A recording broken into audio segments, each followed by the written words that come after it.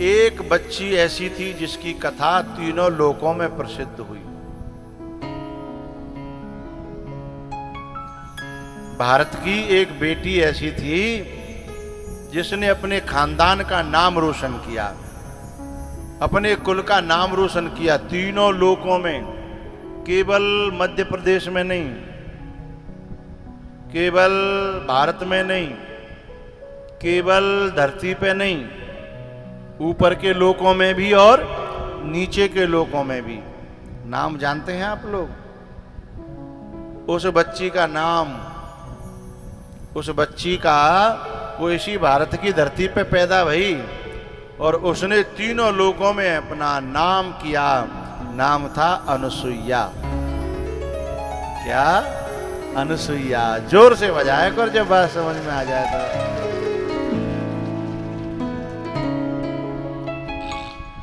अनुसुईया ने बचपन से ही ऐसी तपस्या करी, ऐसी साधना करी, ऐसी तपस्या करी कि उसकी खुशबू तीनों लोकों में फैलने लगी।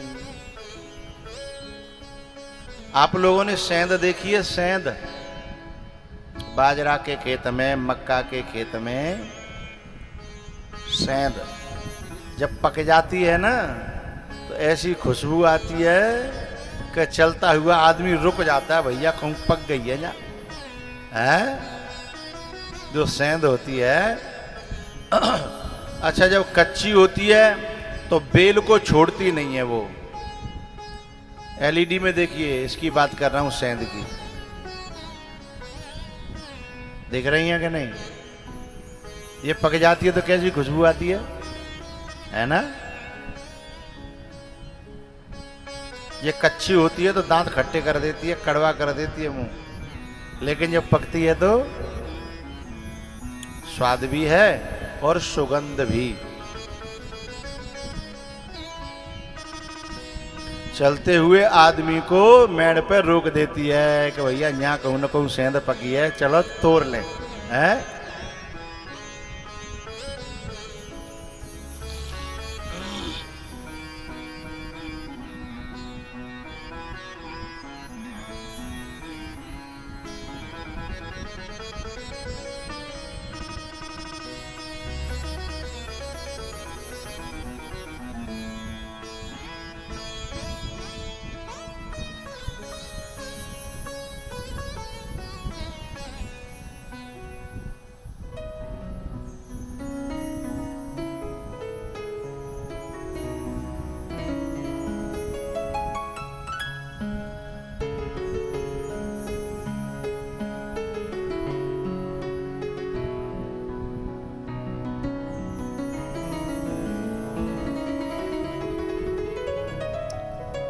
लेकिन ये जो सेंध है ना, इसकी खुशबू एक ही दिशा में जाती है, जिधर हवा लेके जाती है। हाँ या ना बोलो? जिधर को हवा लेके जाएगी उसी दिशा में इसकी खुशबू जाएगी।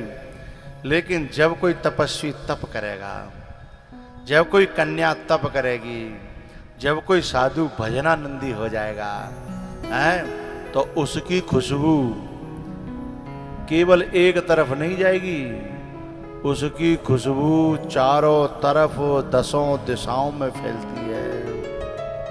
उसे कोई हवा रोक नहीं सकती, कोई दीवार बंद नहीं कर सकती। उसकी खुशबू ऐसी फैलती है कि अनुसुईया जी की खुशबू कहां तक फैली? वैकुंठ तक, कैलाश पर्वत तक, ब्रह्मलोक तक। ब्रह्माणी, रुद्राणी और लक्ष्मी जी तीनों परेशान है गई कि मृत्यु लोक में ऐसी कोई नारी है जिसका यश हमसे भी ऊपर जा रहा है, हमसे भी ऊपर। जो काहू की सुनहि बढ़ाई, श्वास ले जनो जोड़ी आई, श्वास ले तेनु जोड़ी आई। तीनों से सहन नहीं हुआ अनसुईया का यश। जब तीनों से सहन नहीं हुआ तो क्या हुआ?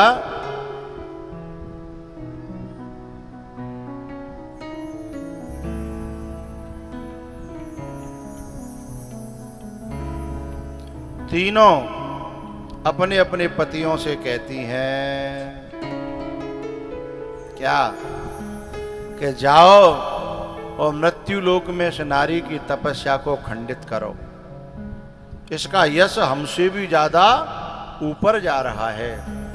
तीनों देवों ने बहुत समझाया, अरे देवी ये गलत बात है, किसी के तप को तुम बढ़ा न सको तो कम से कम खत्म तो न करो, नष्ट तो न करो। लेकिन तीनों अड़ गई, बोले ना, हम तो चाहते हैं कि जल्दी से जल्दी तुम तीनों जाओ। एरी मैया, कोई पड़ोसन तुम्हारे दिल को दुखाए दे तो फिर यूं कहते हो आ जान दे पप्पू के पापा है। अच्छा लड़ाई भैया तुमते और घसीट रही हो पप्पू के पापा है जी, गलत बात है ना। हैं एक दिन आप पैसा बोल ले लंच में या कल लेके जाने परसों मामी जी नाम आयो बड़ा पप्पू। क्या बड़ा पप्पू? तो अब मैया लड़ाई तुमसे होती है तो फिर अपने आदमी को क्यों घसीटती हो? तुम जानो तुम्हारो पर आदमी को घसीटती हो। तो सास होते हुई लड़ाई है जाए तो बदला खुद नहीं लेती हो, बई के छोरा तैयार करती हो कि तुम्हारी मैयो न्यो, तुम्हारी मैयो न्यो, तुम्हारी माँ न्यो, जाते वो भड़क जाए हैं और फिर अपनी तरफ से लड़ने के लिए योद्धा तैयार कर देती हो। लड़ता है योद्धा, ताली बजाती हो खुद कि अब मौज आई है। जब मम्मी के साथ में लड़ता है ना छोरा तो खुश होती है। ये गलत बात है, ये अच्छी बात नहीं है। अरे अपने तुम्हारा मन उठावे तो अपने तक राखो, वैसे तो करो मत, लेकिन है जाए तो भाई अपने तक राखो।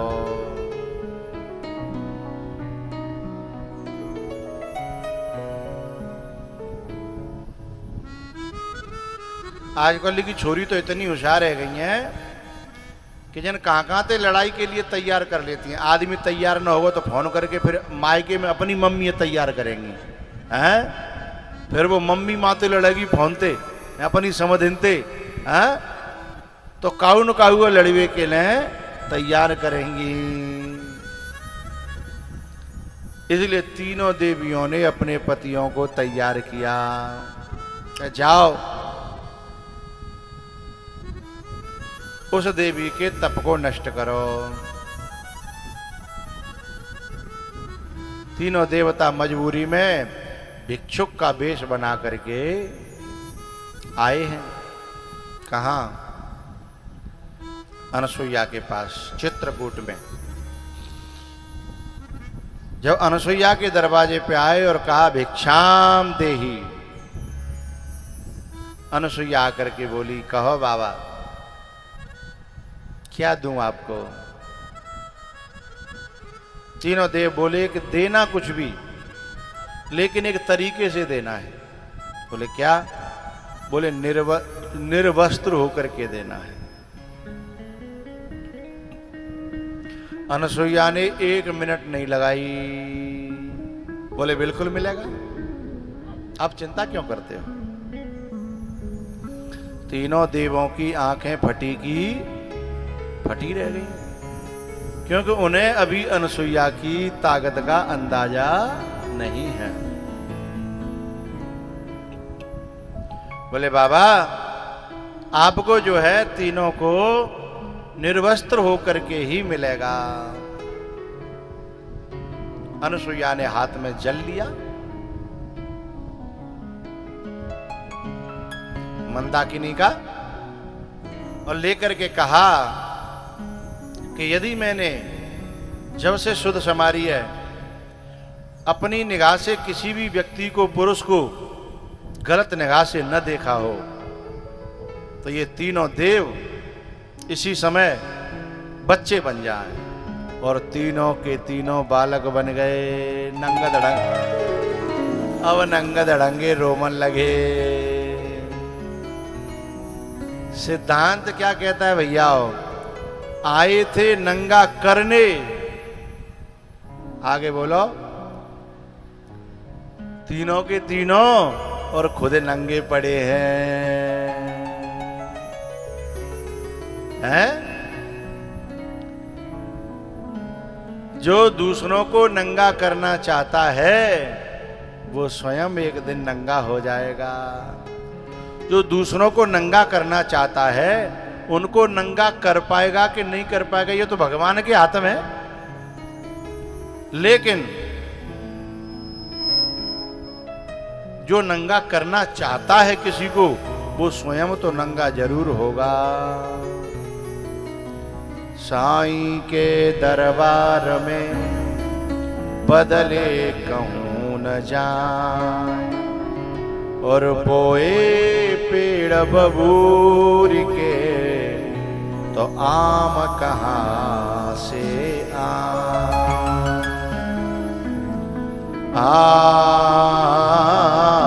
कहां से बोए पेड़ बबूर के तो आम कहां से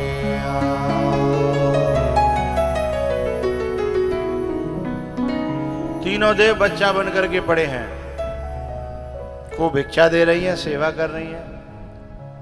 अब ये तीनों देवी वहां परेशान लौट के पहुंचे नहीं। क्यों री मैया? यदि पप्पू के पापा यदि अंबापुर सा गए हों और शाम को लेट रह जाए तो फिर चिंता होगी कि नहीं होगी? है ना, चिंता होगी। और पूरी रात नहीं आवे तो फिर घबराहट रह जाएगी। हैं?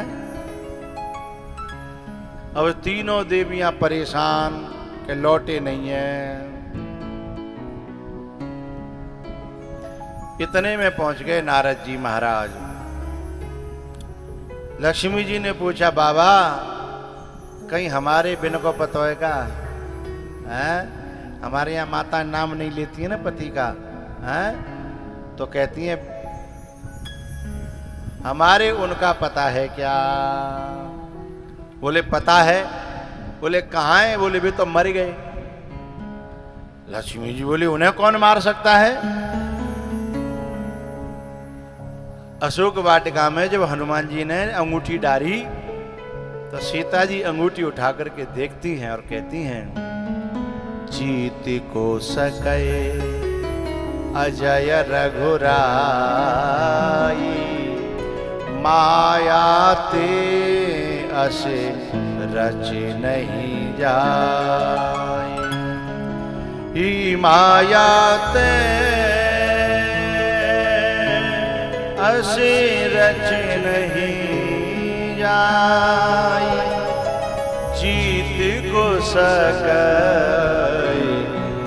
अजय रघुराई।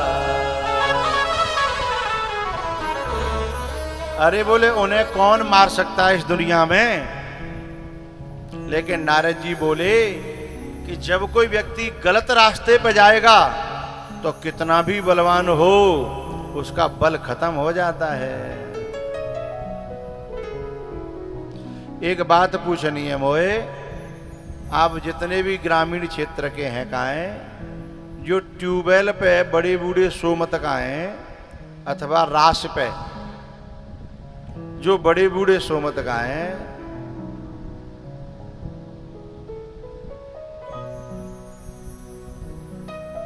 क्यों भैया? ये तो कोई एक बालक बैठ जाए तो कुछ हानि हो जाएगी क्या? जगह में कोई बालक रहो ना। अब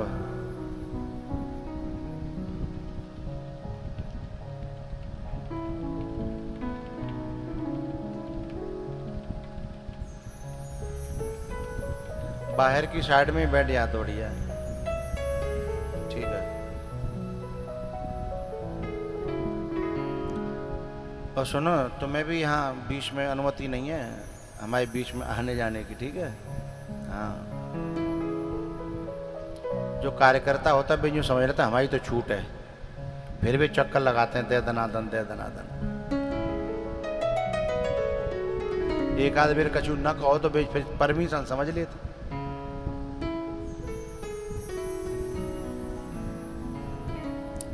भैया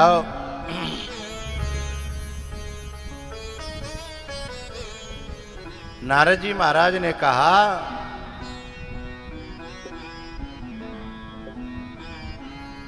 हाँ मुझे ये कहना था कि जो गाँव में जो बड़े बूढ़े सुबाए जाते हैं ना पोहेन के पास रखवारी के लिए, और कैसे बड़े बूढ़े सुबाए जाते हैं जिन पे खुद पे न उठो जाए न बैठो जाए, बेकार रखवारी करेंगे भैया।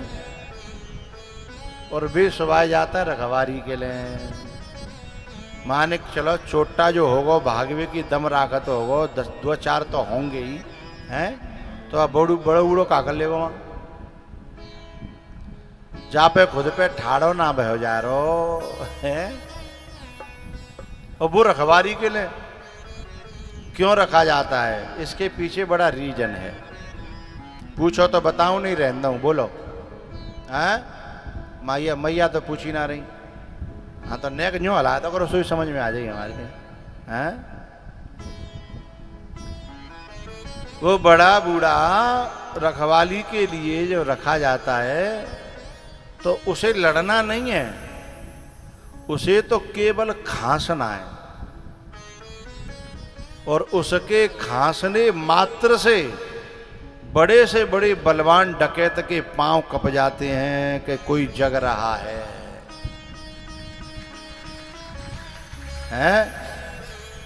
क्यों भैया, इतना बलवान आदमी और इतने में कपे को खांसी में ही वो कौन की खांसी है, जा पे उठो ना जा रहा। क्यों? क्योंकि गलत मार्ग पे जो जाता है उसके पांव में दम नहीं रहती, उसके हृदय में दम नहीं रहती है। जाके डर सुर असुर डिराही, नेशिन नींद दिन अन्न न खाई, सो 10 शीस स्वान की नाई, इत उत चित चला भड़िहाई। कौन सो रावण जाके मारे धरती हिलती है। काल जिसकी पाटी से बंधा है, शनि जिसके यहाँ कैद है, वरुण इंद्र कुबेर जाके कैद खाने में बंद है, जेल में। वो रावण कैसे जा रहा है? सो 10 शीस स्वान की नाई, इत उत चित चला भड़िहाई। तुलसी बाबा ने किसी से पूछा, तुलसी बाबा से किसी ने पूछा कि रावण की ताकत कहां चली गई? बोले एमे को पंथ पग देत खगेसा, रहे न तेज तन बुद्धि बल लेसा, रहे न तेज तन बुद्धि बल लेसा।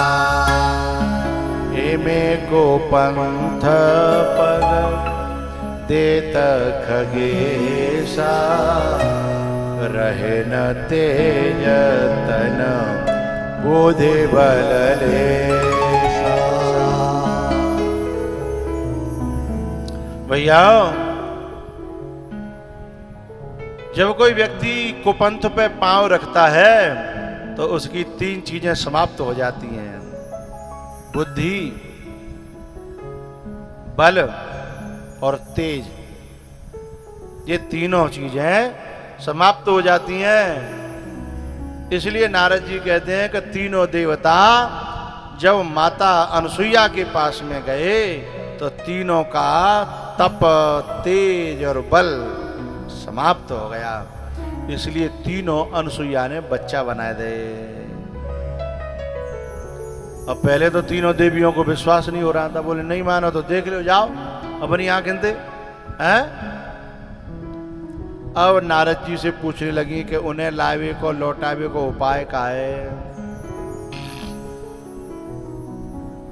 नारद जी कहते हैं कि अनसुईया उदार बहुत है, तुम भिखारिन बन के जाओ तो शायद तुम्हें दान में मिल जाए।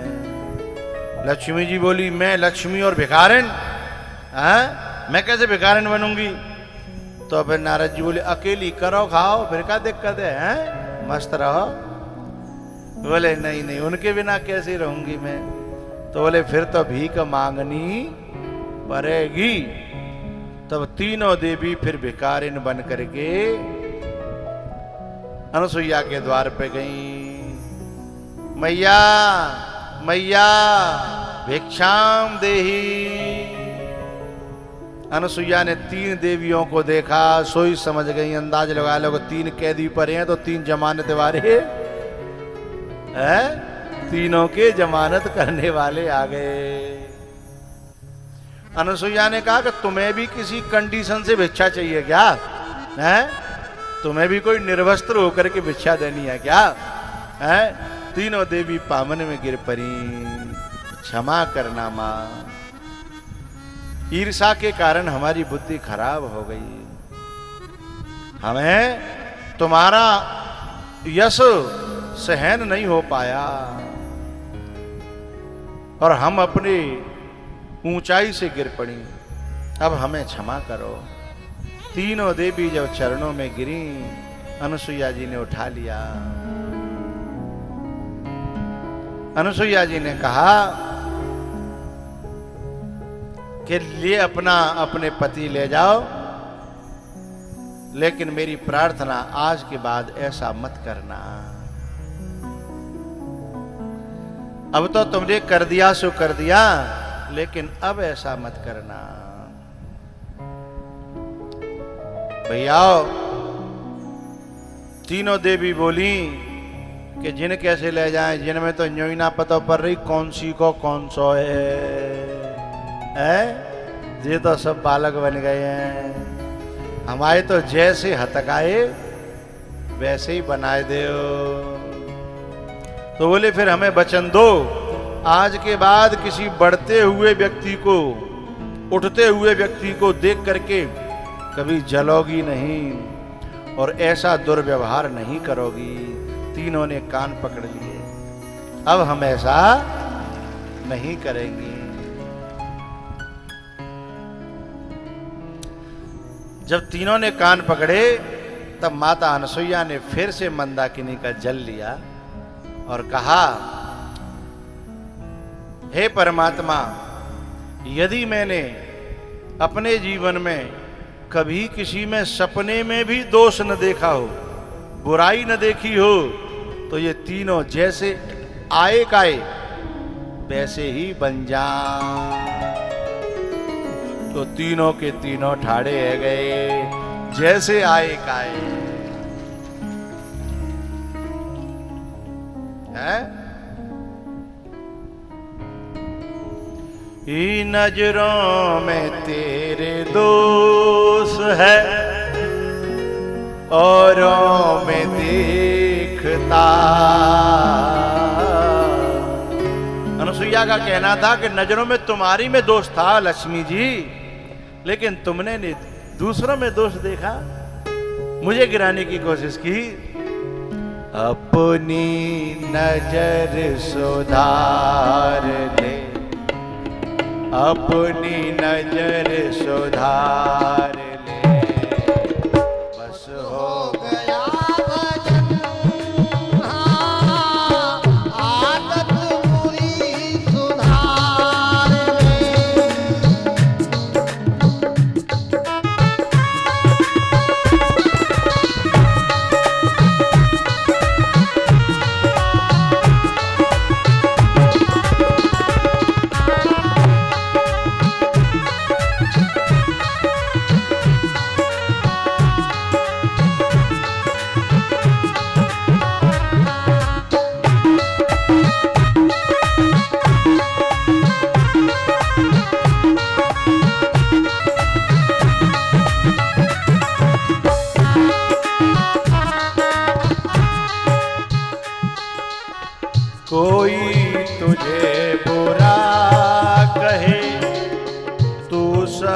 सबको कर क्षमा।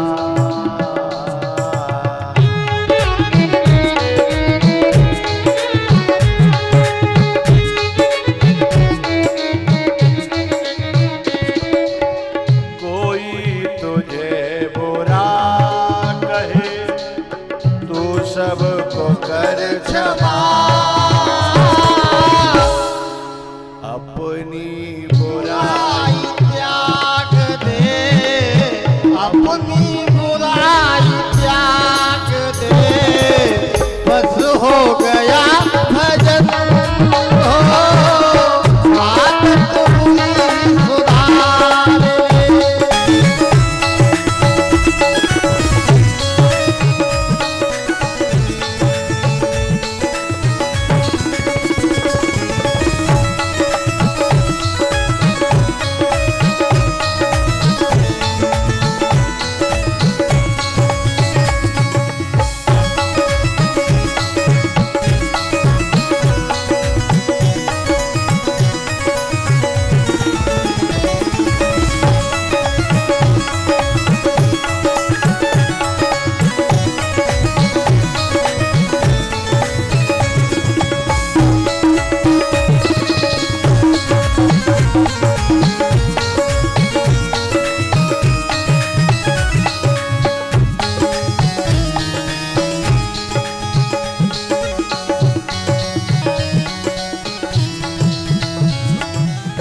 मन के तरंग मार रे बस हो गया भजन। हाँ मन की तरंग मार ले, बस हो गया भजन, आदत बुरी सुधार ले, आदत बुरी सुधार ले, बस हो गया भजन, ओ आदत बुरी सुधार ले।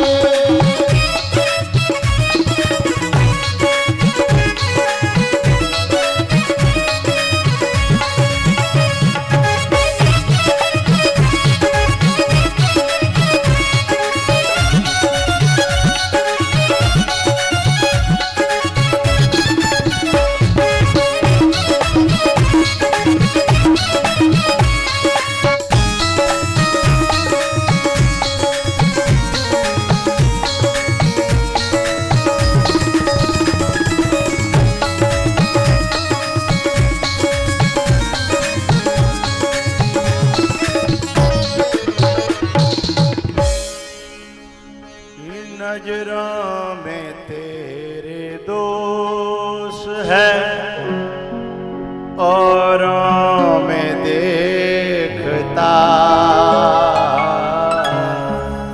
नजरों में